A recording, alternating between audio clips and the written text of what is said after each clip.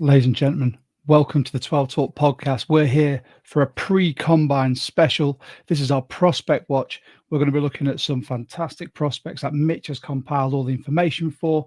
We'll go through exactly where we think they're going to go in the draft, how they'll fit with the Seahawks, and also we'll start looking at how they've done and give some justification. Let us know if you're listening. By all means, feel free to comment. We'd love to hear from you.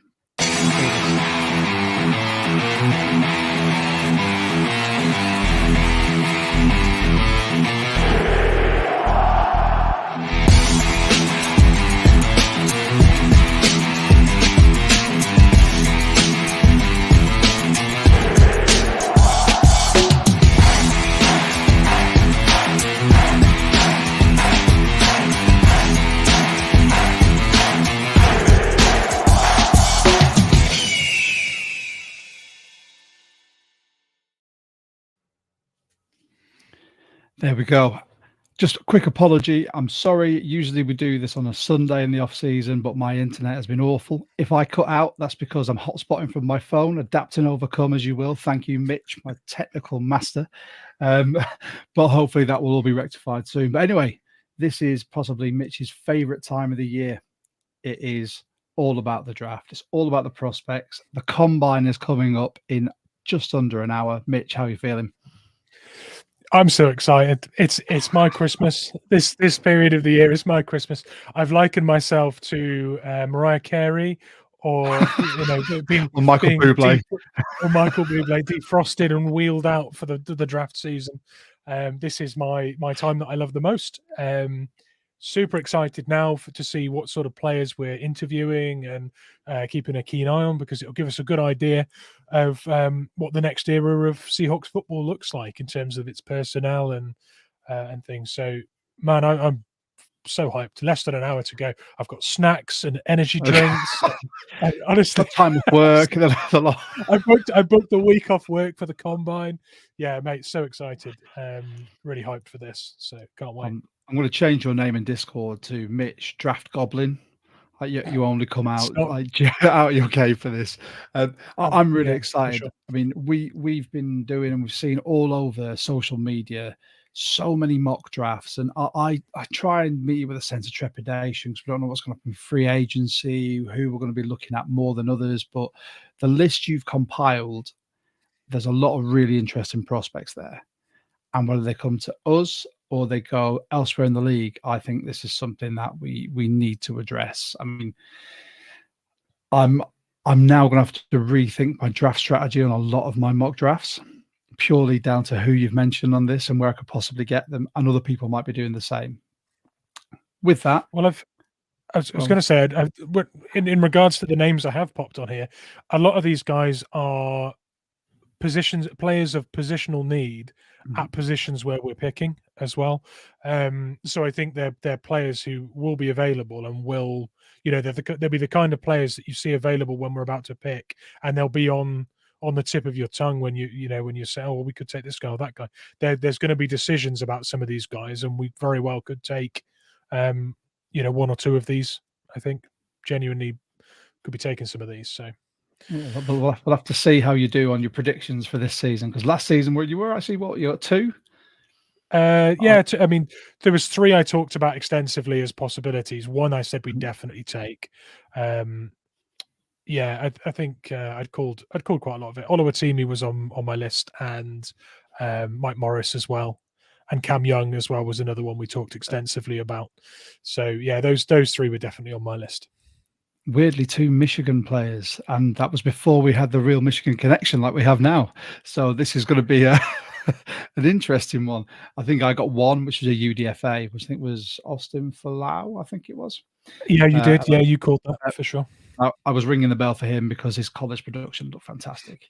Right, with that, and for everyone watching, should we get into this, Mitch? I'm going to roll this over to you. This is your baby. You are the man that has put so much time and effort into it. So here we go. Yeah. So this is a really interesting one. I mean, I don't know how much people know about Latu, but this was a guy who played for UW originally, finished his collegiate career at UCLA, and when he left UW, had a very serious neck injury. It was a broken neck that he was told he would never play. It was a career and a football career-ending thing. And the first thing we've got here is what stands out. And I've stated there that he's not going to test particularly well physically and athletically. He's never been a guy that wins with those kind of traits. However, he's extremely polished technically. He's got a really good set of pass rush moves. He's quick off the snap. He will win at the next level without having to rely on bullying less sort of physically gifted players. He's not filling up his stat sheet with stats beating less. Yeah, exactly. It's never been his way. He's had to beat them with skills that he's polished. So I think that translates really well. And that leads into the next part, which is key stats. And I've put there that he's got 23.5 sacks and 34 TFLs. Now that's not over his whole collegiate career in 4 seasons. That's 2 seasons after he was supposed to have been ruled out from ever returning to football. That's after breaking his neck. He managed to do that in 2 seasons. So that's a crazy stat line for anyone, especially considering that kind of setback. It's still for me, obviously, that the broken neck thing is quite prominent for me with my physical history, but I still can't find anywhere that shows or tells you what it is. It doesn't tell you what he did. It's just broken neck, and you're like, is that cervical spine? Is it spinal cord? Is it? No one knows. I'm just gonna have to keep digging. I'll sure find it somewhere. If anyone watching knows, please tell me. I'm sure it'll come up tonight because they'll be plugging in all kinds of information while they're competing. They'll do a large part on it, I'm sure. So we'll find out more about that tonight. Big shout out to Robert Smith from the Let's Talk Seahawks podcast in there, bigging up the Combine week, which we're about to enter. Hello, yes, Robert. Dude. So we can talk there about upside. Final bit on this. Productivity, it doesn't rely on physical superiority at college level. It's gonna translate really well, I think, to the NFL. I think that's his upside. What he's already got is going to translate really well, and getting an NFL weight room and weight program and stuff. I think that upside is there, that he can add that to his game for sure. And the last bit, draft projection. I don't think anyone's going to be surprised by your projection here, but again, if he falls to where we want him to, then you've got him rubber stamp there. Absolutely, top 20 pick.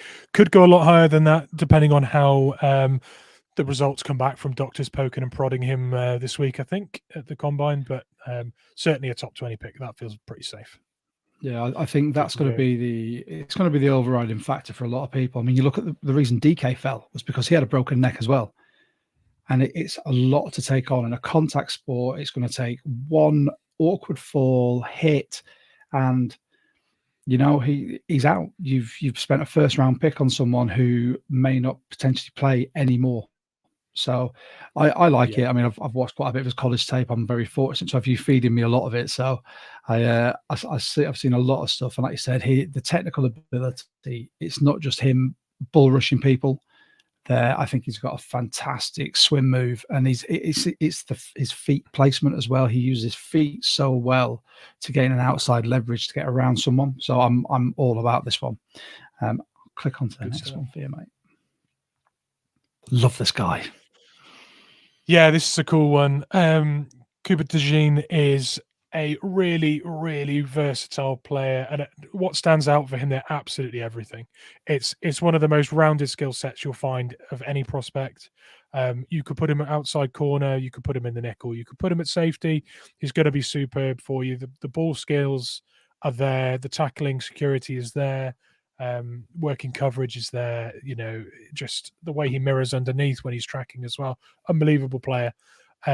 One thing I really like about this as a Seahawks fit is if you imagine a Mike Mack defense where you've got Witherspoon being moved around as a defensive weapon, you never know where Witherspoon's going to be used. Is he blitzing? Is he the nickel? Is he going to be moving to the perimeter, out into the flats? You never know. If you've got DeJean there as well, you also don't know where he's going to be. Like, it's just unbelievably difficult to know what your wide receivers, tight ends, etc., are going to be facing after the snap. So I don't know whether we'd likely to invest more first round money into our defensive backs. That seems a little sort of back heavy.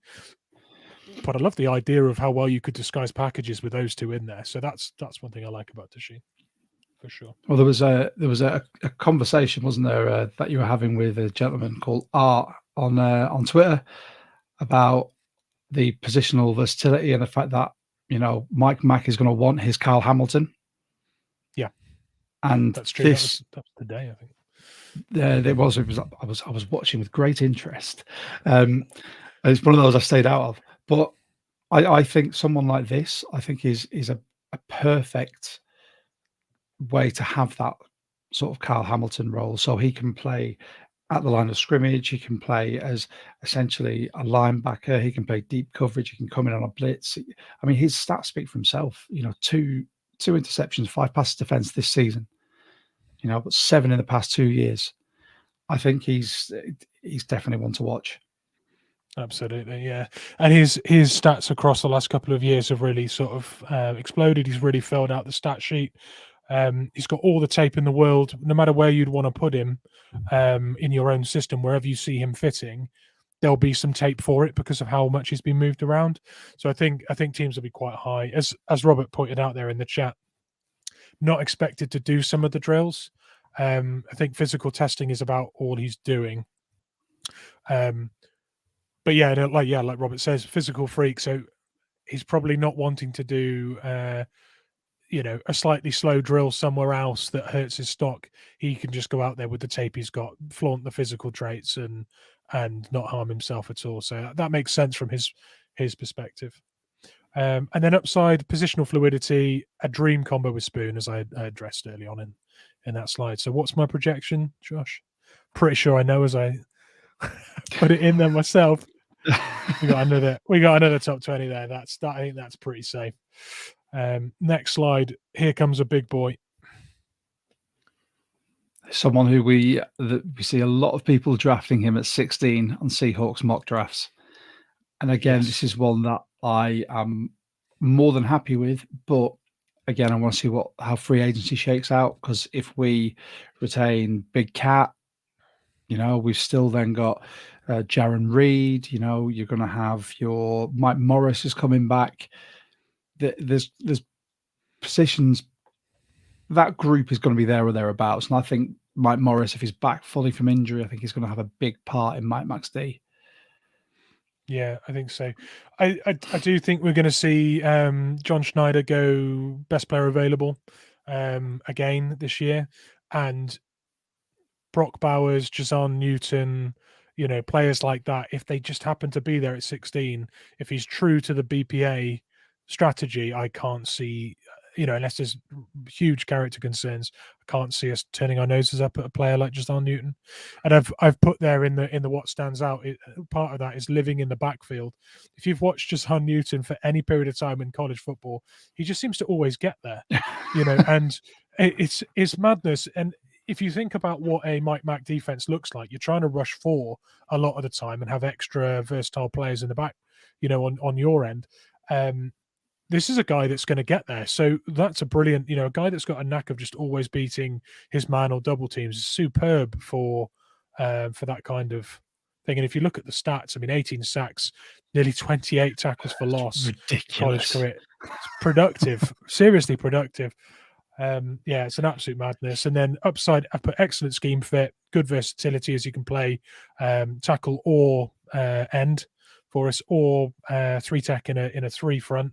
We're going to see all of those combinations. So having a high motor, versatile lineman out there that makes it look like it could be a 4 or a 3 at any one time allows that sort of window dressing and everything that Mike Mack's going to want. So really good fit.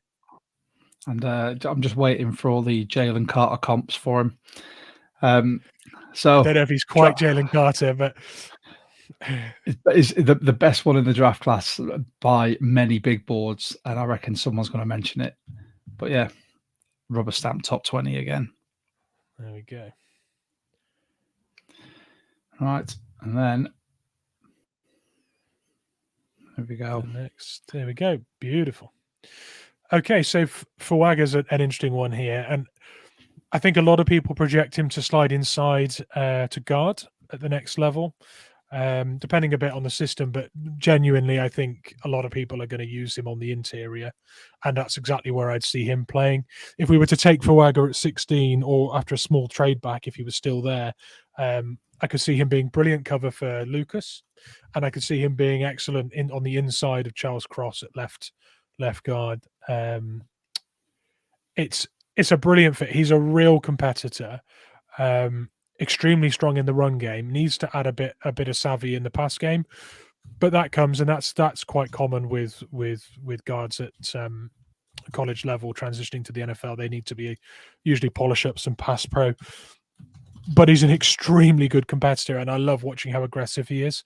There's some really good clips in the week leading up to the Senior Bowl where he was competing with I think it was with Latu.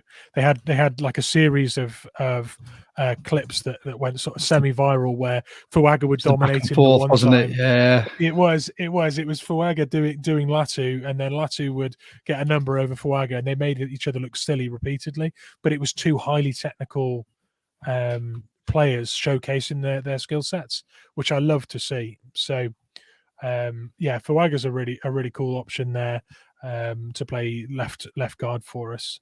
I've put what stands out: aggression, competitiveness, all the way through the play. Key stats there: 700 snaps, no sacks allowed, just 2 QB hits, which is mental. An upside there: run game dominance. I think if you want to make your run game look a bit better next year, having some guards that can really move men is going to be a good place to start, and he would certainly achieve that. So Fuaga's a really interesting choice there, and it gives us a nastier line as well, which I like. So him and Lucas next to each other would be outstanding. Yep. I also love the fact that he's a Beaver, and he's from the other Oregon, local boy. Is good. Yeah, exactly. Absolutely. Right, there you go. And again, rubber stamp top 20. I think you smash that one out of the park. It is. It's just a pity that all of these in the top 20 we look at and think they'd be great in the Seahawks uniform, but we're never going to get them all. I think all of these I expect to be available, but I genuinely like Jazon Newton. If he's there at 16, I think it's just run up to the podium. And it would be the same with Dallas Turner. It would be the same with Brock Bowers, like I mentioned earlier. There's a number of players, if they were there, if they are that clearly the BPA, they're getting drafted. So, yeah, good point for Robert as well. I mentioned earlier I like him as cover for Lucas. He fixes the quality of the starting offensive line. He also adds depth there as well. We saw last year when we had some injuries how much we expected players to improvise and move around that line. Well, that would allow you to do that with a bit more starting quality. About your, it's a high quality Band-Aid basically is what I'm trying to say. It's not just your standard what we Band-Aid. need. That's what we need. Yeah. Instead of rolling out Jason Peters at the age of 85. He did okay. He did. No, fair play. His stats weren't that bad. I expected worse, but yeah, we need more backup than that. Right. Next one's an exciting one. It's someone who's been mocked to us quite a lot. The big boy Byron Murphy. And when I say the big boy, he's not the tallest. I don't know if that height's correct. I'm pretty sure he's 6'1". But he's a shorter prospect. But he is heavy. That weight is correct. He is over 300 pounds. So at 6'1", he's got a lot of mass on him. That is meaningful, powerful mass. He's not just a space eater. Another player that tends to live in the backfield. He would be a serious weapon there. Plays end and DT, so again would fit the scheme. I've put there what stands out: physical specimen and strength, but I've also put lack of length is another thing that stands out. Yeah, there you go. Yeah, I did mention there, Sambo, that Byron's 6'1". I think it's just a typo. It's me. Sorry.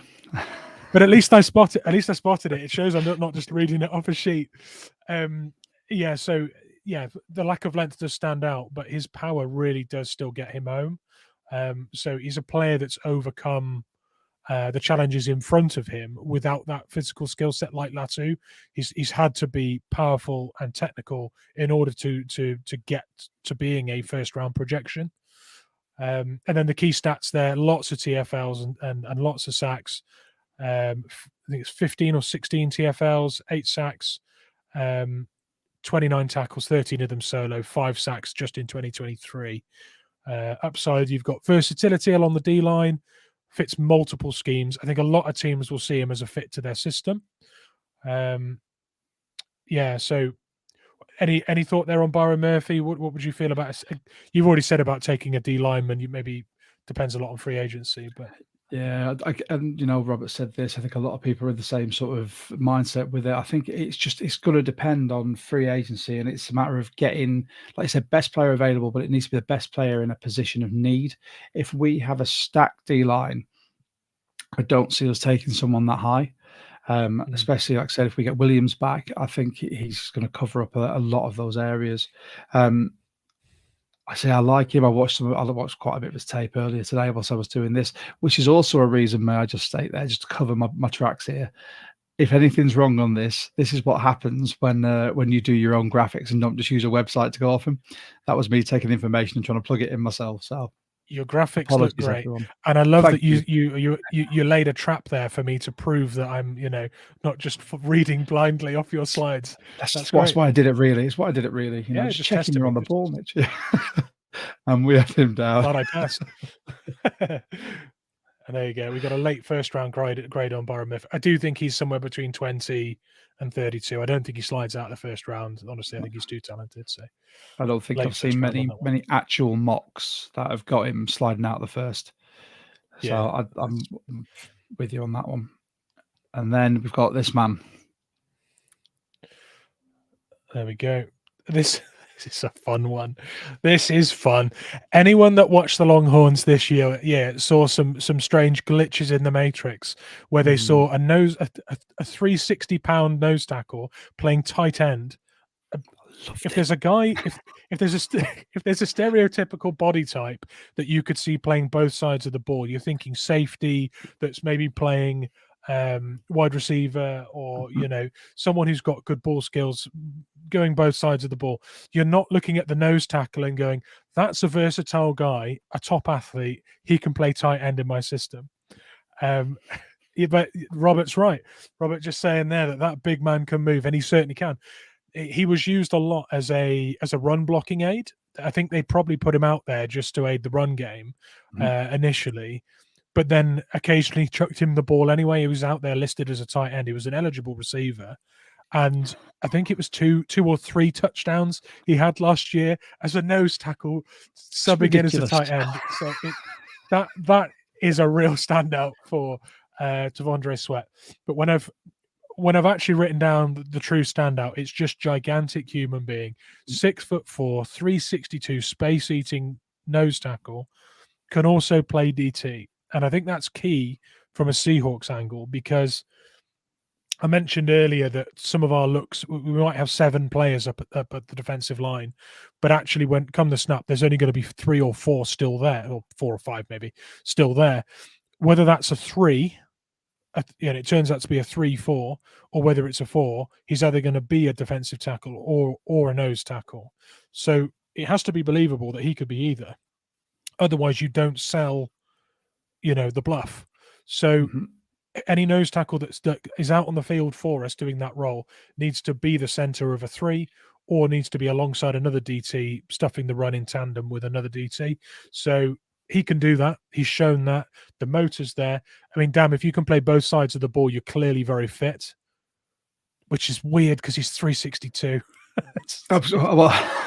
Well, as we just said, those was using imperial measurements. He's 26 stone.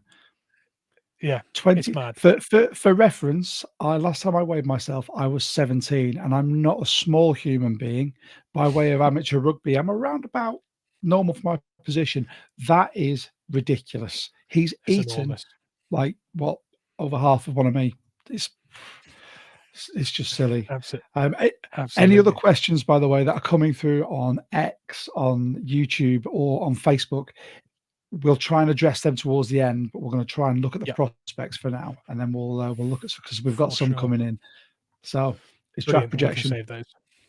Yeah, so draft projection. I'm saying late first again here. You may notice that we are going down, the draft in a sort of order here.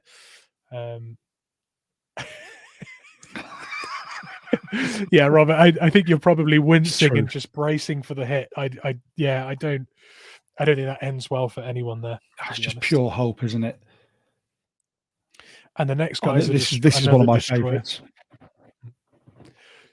Yeah, Leonard Taylor III. This is a really interesting one because beginning of the year he was more of a top 20 prospect, and he was someone that I really liked. He's one of my first draft crushes this year because, again, like Jason Newton, he was living in the backfield, constantly getting pressure even if he didn't get the sack. He was bullying offensive linemen. It was poetry to see. His highlight reels are all out there. But if you do watch any highlight reels, you will notice not too much productivity in 2023. And I think he got kind of... teams were posing different challenges to him last year. And he didn't quite overcome those, I don't think. I think he's kind of... I don't want to say he's been found out because he hasn't really... At the next level, he may well see less double teams. Teams may, if you put him on certain teams, they wouldn't be able to afford to double team the rookie. There'll be other players, established NFL players, that are attracting attention, and he might get back to his 2022 production based on teams not being able to scheme for him. So I think last year he was a very talented player on a line where he was the star, and he was accounted for accordingly. But what stands out? Power, speed, and more power. The guy's a brute. He's an absolute brute, and he needs scheming for. Ignore him at your peril. But as I've said it there, key stats: only 1 sack in 2023, and 20 tackles. So they were staying away from Leonard Taylor as much as possible last year, I think. And I've touched on the upside there. He was schemed against to stop him, and teams that do that in the NFL. The rest of the D line will feast. So that's your upside there. I mean, he's got the power to speed to power. I think he's got down. The stuff I've watched from him. Like I said, he lives in the backfield and he beats offensive linemen in multiple ways, depending on who he's against. But I think, like I said, this season especially, people started to factor him in a lot more. And he wasn't quite getting as free. He was still getting the step, and he was still sort of living there, but they accommodated it so well for him. I love this guy, and you said late first. I think late first, early second, depending on what mock draft simulator you use, whether it's mock draft database, PFM, PFF. Sometimes he goes sort of set like midway through the second, depending on where teams are picking. But again, all I'm going to stress, and I will stress this over X, over any social media that I'm on or we're on, let's not get too hasty because we've still got free agency to get through first. Once free agency is done, then we know what teams' needs are and where people are going to pick. I say that purely because I've been absolutely slated for some of my mocks, and I just have to sort of caveat with that. So who's next? We're going to see the other side of the ball now, I think. But still the trenches. We've got Troy Fatanu. There's a bit of, I think, with the personnel we've now got on offense with our O-line coach and with our OC, this one makes a whole heap of sense, especially if we're trading back. Troy Fatanu is a really versatile lineman. I think he projects inside at guard a lot like Fuaga. Fuaga's likely to go higher. Troy Fatanu comes off the board after Fuaga, I think. Mm-hmm. But for us, it's a good fit. It's another local option. I've got there what stands out: versatility, dominance, and character. Leadership traits there as well, which I think are a little bit lacking potentially if we lose our centre from last year. Oluwatimi was a good team leader at Michigan, but that's not what's been expected of him. I think if you put another rookie offensive lineman in there with leadership qualities, that looks really strong for the future. Having characters like that sort of taking over the reins. I really like the idea, again, of someone that can play tackle or guard, cover for cross, Sorry, not cover for cross. Well, cover, yes, cover for cross, but more, importantly, cover for Lucas with his knee surgery. Yeah. Key stats. There's a lot of snaps there. Only the 2 sacks allowed. I know you never really want to be allowing sacks, but interior lineman and offensive line is playing 2 different positions. A huge sample size of snaps. 2 sacks is not bad by any stretch. I've put their upside run game dominance, moving him inside. Looks like a way of putting him regularly in situations where he's truly excelled. I think our running game going between, not necessarily always bouncing outside, is a way of potentially getting a lot more out of our 2 running backs. We had more success, I think, last year when we took the ball outside.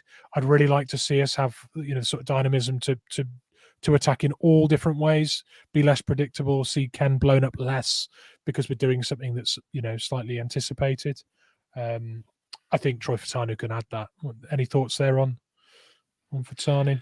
No, I think you've nailed it there. He's a hometown guy, so people are going to love him. I mean, you have to be dominant on the O-line when you've got Michael Penix as your quarterback, because for all the injuries he's had, I didn't see a great deal of the mobility he was much forward for like previously last season.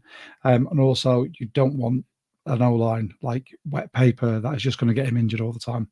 I think Absolutely. He's a good prospect, but I think it's one of those where we will need to trade back from 16 to recoup a second to hopefully get him. But that'll be a very, very vain hope. And it's going to depend on who's before us and what their needs are. So. Yeah, I think it's an idyllic situation if we can move back, pick up a second or an early third. Either way, a decent day 2 pick, and still get someone that improves our O-line and gives us versatility. That's just a lot of boxes ticked if we can pull that off. So, John Schneider, over to you on that one. Here's your boy. Yeah, fun one, this. Peyton Wilson. So he's rising up a lot of boards. There's people that really, really like Peyton Wilson, and there's a lot of people that have got a lot of concerns. So Peyton Wilson is the defensive side of the ball version of Michael Penix Jr. in terms of multiple ACL injuries. You'll see him playing with a knee brace, which you'd usually see on an O-lineman, which immediately sort of draws attention to the exact area that they're worried about. Now, since those injuries, he's been incredibly productive. I think he's averaged 13 and a half games in the last 2 years. I think it was 13 and 14 games. So since returning, he's been healthy. While healthy, he's been productive, and the stat sheet shows you that in abundance. You've got a linebacker here that can mix it in coverage really competently. That shows up in his interceptions. I think it was 3 last year, but it was 7 overall in his college career. Those are DB numbers from a linebacker. Mm-hmm. His sideline to sideline speeds are very good. He's good going north to south as well. I really, really like putting a guy in there that can just do it all.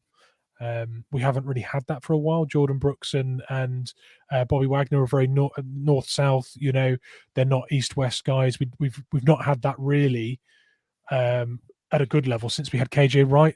He was everything, and Bobby Wagner was, just very sort of north and south.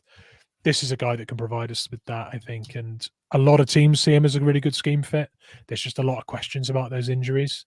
And also tackling technique. People do not like the fact that people don't like the fact. I think UK 12th man in our Discord had this out with me this morning about the fact that he tackles very high. They're not good sort of technique tackles, and I think a lot of it is because he plays very quick and very instinctive. He doesn't get himself necessarily into a position where he's thinking about his tackling technique. He's trying to hit. He's trying to sort of be really sort of twitchy and quick, and almost like he's trying to prove something. I really have a problem with this really high jerseys. I can understand it when it's an O-lineman because their gut won't fit the shirt. Come on, we're not a fashion pod, but there's a lot of photos that I got of these prospects where I'm like, why are their jerseys always like halfway up here? Like, whatever floats your boat. I'll put this out there for the ladies. That's what it was. So. Absolutely. So yeah, Yeah, mid-second grade. Yeah, mid-second grade there. I can see that rising. His stock is going up. If the doctors are happy with him and he tests well, as Robert's saying there, he could shade back end first round. Similar with Edgerrin Cooper. I think he might well be coming up shortly. Similar situation there. But yeah, mid-second. Yeah, okay, yeah. UK 12th man saying there about tackling RBs. I do think we could see that being an area for improvement for sure. But yeah, Peyton Wilson's rising up a lot of boards. Big amount of excitement there. So James Williams, the safety / linebacker. Safety. I had to put the inverted commas in there. So yeah, if you look at a lot of his stats, some of it will say DB, some of it will say linebacker. He's incredibly fluid. Again, like Cooper DeJean, do you really know what he's going to be in a Mike Mack system? Because he's so competent with his tackling, he's so competent in coverage, he's just athletically really good, hard-hitting player. Honestly, he's such a good fit for what I think we're going to be building. What's standing out about him? Positional fluidity, linebacker, safety, DB. Key stats, you look at them, so many tackles, 73 tackles, 4 interceptions. It's a madness. Sorry, last year was just 73 tackles alone. It was 162 tackles over his college career. It's a madness. 13 PDs. That's a linebacker. Madness. Absolute madness. Upside, health and consistency. I think one thing that really jumps out is just how many games he's played in college. When you look at it, it's something like it's about 52 games in 4 years. That's a really, really solid return, in terms of someone being a cornerstone of your defense and being available. And that's not a stab at Jamal Adams and his availability, but we've been paying safeties that have been injured. Having a guy out there, yeah, it's not. I promise you, it's not. It's topical and it's well timed, but it's not. It's not what I'm saying. But yeah.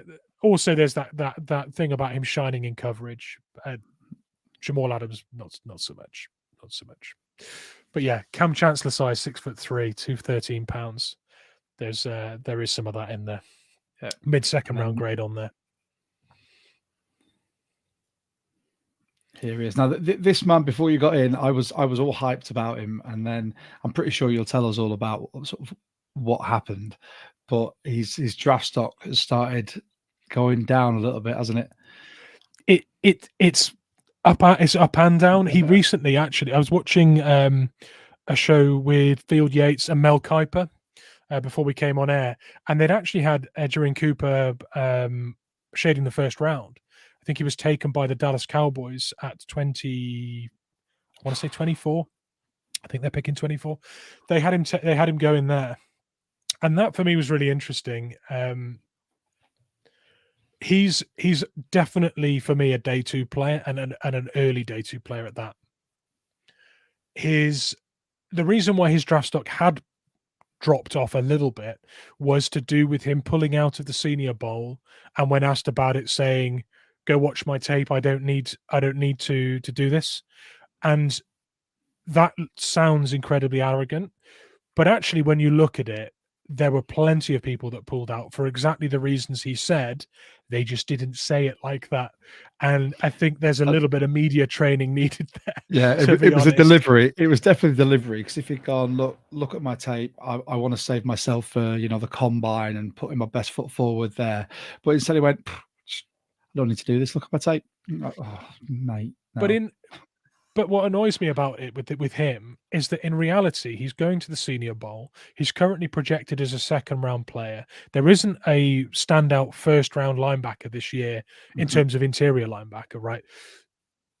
Why not have the confidence in yourself to break into the first round? Why not say to yourself, if I turn up at the Senior Bowl and show out, I can breach the first round, get the first round money, make a real name for myself, explode onto the scene. Instead, the angle he took was, I've done enough. If you don't believe me, watch my tape. I'm just gonna ditch this. I've done my bit. It I mean, it didn't shows look as good. well. The bowls are a fantastic showpiece. Look at the Shrine Bowl. So Frank Gore Jr., his draft stock probably elevated from that. Malik Washington as well. Just two names on that. I can't remember what the Spencer Rattler had a really, as much as I don't like Spencer Rattler, he had a game. MVP, Senior Bowl MVP. That was another. So there are stories of players doing that. I think he's probably just worried about the injury, felt like he stood to lose more than he could gain, when in reality there was room for him to gain, and it showed arrogance, and it showed possibly a lack of self-belief. If I was him and I was as good at what he does as he is, I'd be out there trying to show out. I'd be center stage in the limelight, trying to do that. He didn't back himself to do that, or at least he took the negative side of that coin, and just not for me. Like that upset me a bit. I was really hyped on him, really wanted us to get him, and now I see a little bit of a negative twinge to this. But yeah, effective going north to south, east to west. It's very good sideline to sideline. Also chips in with a lot of TFLs and sacks, so he's obviously good in blitz packages and things as well. Fantastic tackling technique, real textbook player. Key stats there I've mentioned. Upside athleticism and a well-rounded skill set. Could mix it in coverage for us. Can play the hook, or sit there and assist in the run, in the run stuffing as well. An all-round player that could immediately provide starting quality, mid-second round player. Nice and easy.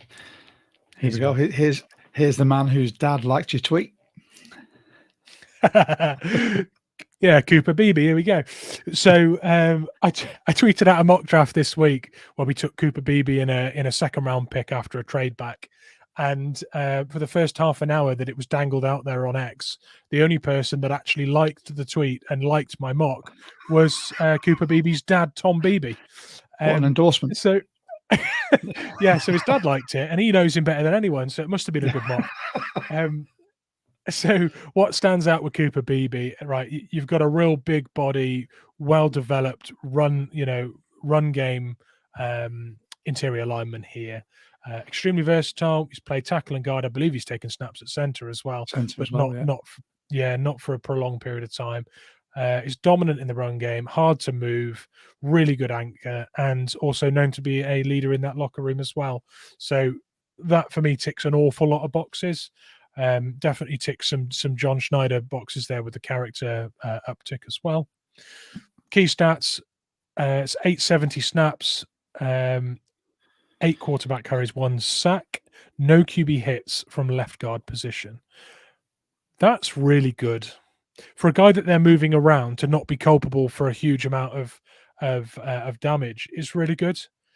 You'd think when someone's moved around like that much, they're not the key player on that O line. They're someone that can do bits and pieces, and you can move them around to cover wherever. He was being moved around to positions where he could make the most impact. They were moving him so he could impact the game, and nowhere that they put him was a liability, and that's superb. Really like that. Upside, being a starting level player at 4 out of 5 spots along our line.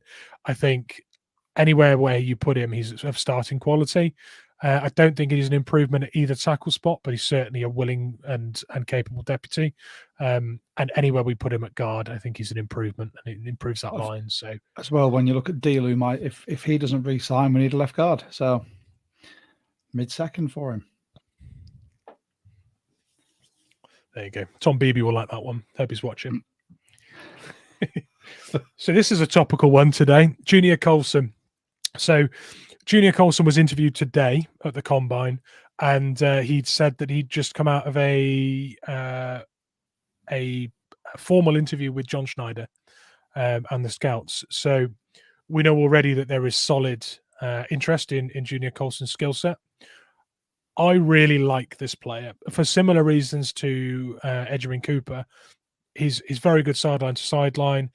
Outstanding tackling technique. There won't be a better tackler in this draft at any position. I genuinely stand by that. I honestly think he's absolutely superb. I think he's what we. I don't want to say he's what we got from Bobby Wagner, because Bobby Wagner is a walking Hall of Famer. But when you see Bobby Wagner on the field, you know if someone runs it straight up the gut, if the D line don't get him, Bobby Wagner's getting him. That's the assurance I feel with Junior Colson, and that's a really high level of praise. I think when you're that confident in someone's tackling technique and instincts, to feel that secure. And also he gives you that that bit of confidence in coverage as well. If he's shaken up on the snap and he's moved into, covering someone and he's to track someone, he's got the length, he's got the athleticism, and he's got the coverage skills to certainly give you a good chance there of disrupting the play. There you go. UK 12th man coming out with that as well. And I tend to agree with that personally. And as Mitch has said, one of my big bugbears is the lack of tackling ability. This man is my wet dream when it comes to a linebacker, purely because his technique, the angles of approach, the dip, everything biomechanically, it works so well. The power he generates just from a simple dip of the hips and the shoulders is brilliant. Even if he's not going to put in a big hit, he's going to tackle and wrap, which is exactly what we need. It's what we lacked so much last season. Absolutely. And let's try to go forward rather than back.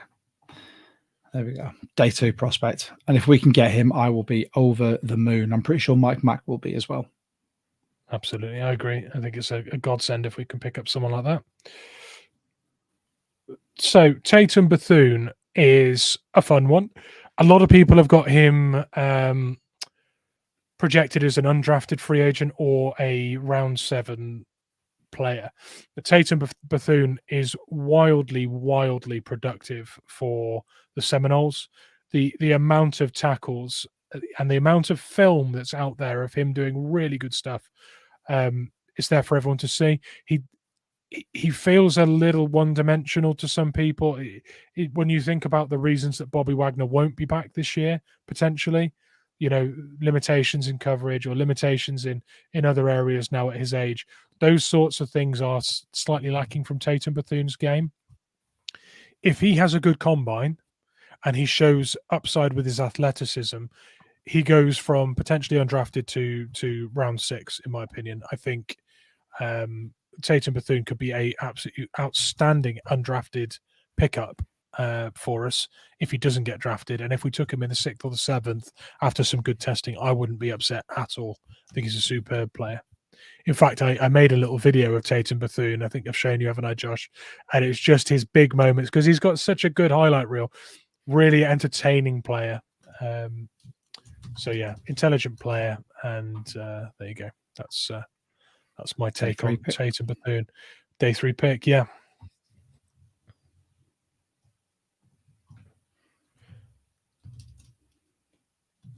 Here's a guy. So Vaki is a player that's on a lot of players' lips a lot of people's lips at the moment. He's going up a lot of people's draft boards. I think people look at him as a real ball of clay that can be molded into many different systems. He high points the ball really well. He's super aggressive at going up for contested catches. Won a lot of those at college level. I think a lot of people wonder whether he can do that in the NFL as consistently as he's done it in college. It would be a really good player to pick up on day 3, in my opinion. If you look at what we've looked for in sort of immediate contributions for special teams, we look at physical players that are quick. Everything Jerick Reed did last year is kind of what you'd be looking to get from Vaki in year 1. I also think that if he can allow that competitiveness and with contested catches, high pointing the ball, smashing receivers the second they receive the ball, it's really instinctive with that. It's got a Cam Chancellor-esque knack of of allowing a player to receive the ball. If he can't mix it, if he can't contest the catch itself, he'll time his hit and really leave a mark on players. That was something we love seeing from Cam Chancellor. Nothing was safe. There was no safe catches with Cam Chancellor around, because even if you made the catch, you had to withstand the hit, and that is what Vaki gives. So huge upside with what he could be. I do think that he's inflated his stock a little bit with how he's competed against lesser players. We've got him as a day 3. Day 3 player, yeah. Although the way people are talking about him currently, sneaking into day 2 could well be a day 2 player, but I've got him at day 3. And here is your last one to watch for now. Obviously, every week we'll be going through different ones. We'll do a combine recap after this as well to see how people have gone. But AJ Barner, tight end, talk to me. Yeah, this is a really nice one. A lot of people have started mocking AJ Barner to the Seahawks, projected as a 6th or 7th. We've obviously got a pipeline and a tradition of taking Michigan players. He's when you look at what Michigan did last year, right? They didn't throw the ball so much. They ran the ball a lot. They needed everyone to be involved in their run game and doing their part. He was essential in a lot of their running schemes. And when you look at how little they threw the ball and with JJ McCarthy, I feel like the huge upside on AJ Barner is that he's not overly rated as a receiving tight end, but then the sample size of what he was actually fed is so small. There could still be an outstanding receiving tight end there as well. But what you're getting as an absolute minimum, the baseline with him, is a guy that can come in and aid your running game immediately and has had hundreds and hundreds and hundreds of snaps doing exactly that. AJ Barner would come in with a low cost in terms of what we draft capital. It wouldn't be very much, and we'd have a guy for 3 or 4 years at worst who can really, really aid with run blocking. So big fan, and I love that the upside is kind of an unknown with AJ Barner, with how good he could be in that.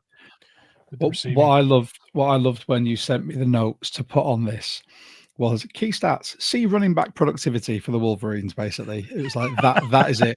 So I did a bit of a deep dive, and I was like, right, what was the 2023 stats? 20 receptions, 249 yards with 11.3 average.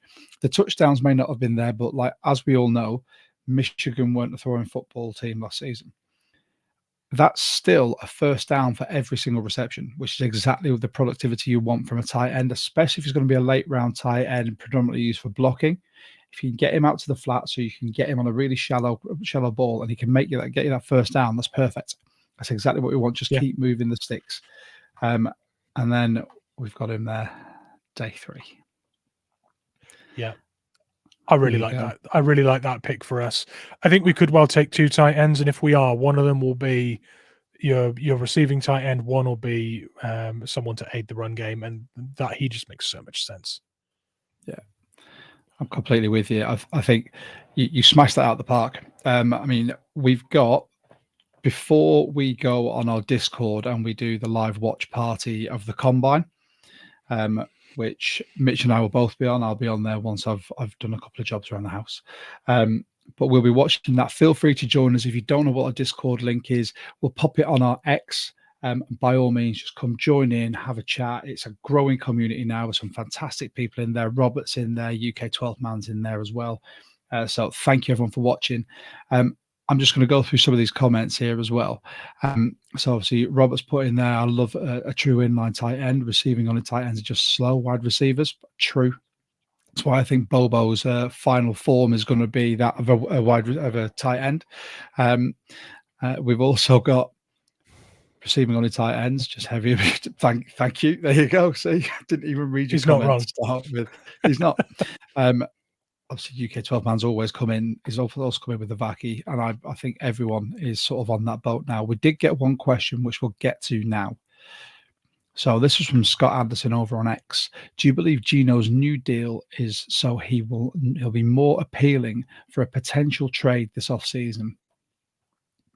Now, I I'm in two minds about this. I genuinely think the value you're getting with Gino, and you know what he's getting, you know what you're getting with him, and the fact you've got a brand new head coach with a new system, I think you're going to want to have a experienced quarterback that you can then move other pieces around. Let's sort out all the other holes because we know Gino's effective. If we can get him a good O-line, and then we can let Grubb use the wide receiving core, the tight ends, the running backs as they should be, Gino will be fine. He doesn't cost the earth. However, if we let him go, and this is my big issue with dead cap, we let him go, that's just dead money that's lying there that for a player that we could have had.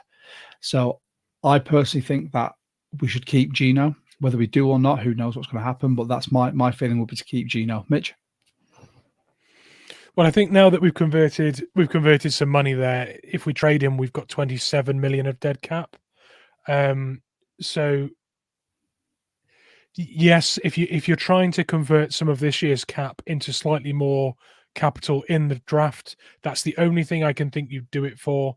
And at that stage, it looks like you're tanking the season, like trading your starting quarterback for an extra pick. It's not very Seahawks. It doesn't fit the culture. Honestly, I see this as almost like a commitment to him for the next 2 years while they're rebuilding. I think with the length of the contract that we handed out to Mike Mack, there's clearly a roadmap of what do we establish, what do we work on, when do we hand over the reins to a rookie QB and start that win now window. I don't think it's within the next 2 years. So Gino being there is great. And I will say this one last thing on that situation. If you were to look at every franchise in the league and look at who might have use for Geno Smith, you'd probably find about 5 or 6 teams that could use Geno Smith, and we'd be one of those teams. A team in transition that needs a senior, that could use a senior player like Geno Smith, we'd be high on that list. So to trade him away and have that much cap hit, and then try and get someone else to, I just don't. I think we're locked in on Gino for 2 years. Honestly, I think we're now locked in on Gino. I think Robert said it makes no sense. I mean, with that, we've got just under 3 minutes until the combine starts. So thank you to everyone who's tuned in on YouTube, Facebook, on X. Make sure you follow us on all of the above. Facebook page, we've got an Instagram and X. Like and subscribe as well if you can. Hit that notification bell on YouTube. We're also available on pretty much every single podcasting platform now, and that should be out tomorrow morning. Apart from that, Mitch, I'm looking forward to having a proper chat with you off air, and anyone else who wants to join us in the Discord, by all means do so. We can't wait to have you there.